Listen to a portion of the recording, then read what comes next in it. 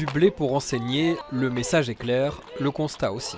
On est très fatigué, on a vraiment besoin de moyens supplémentaires parce qu'on joue avec quand même une matière première qui s'appelle la jeunesse et qui est quand même un peu l'avenir de la société, donc c'est pas quelque chose qu'il faut négliger. Les équipes enseignantes de 4 écoles se rassemblent ici dans le même état d'esprit.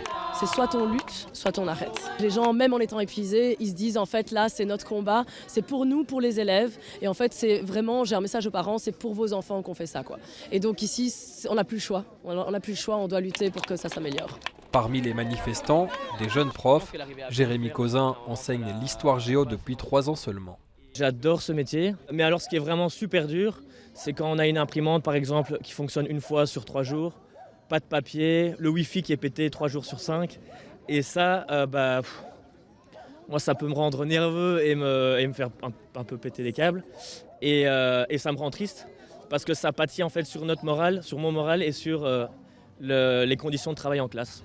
Au même moment, des cotons-tiges géants entrent dans les bureaux du gouvernement de la Fédération Wallonie-Bruxelles.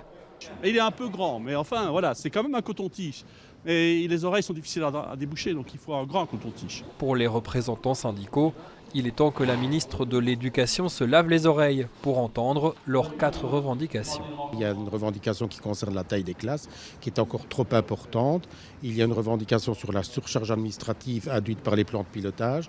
Il y a une revendication concernant l'évaluation, la future évaluation des enseignants, enfin des personnels de l'enseignement au sens plus large. Et la dernière, c'est la réforme et l'avenir de l'enseignement qualifiant.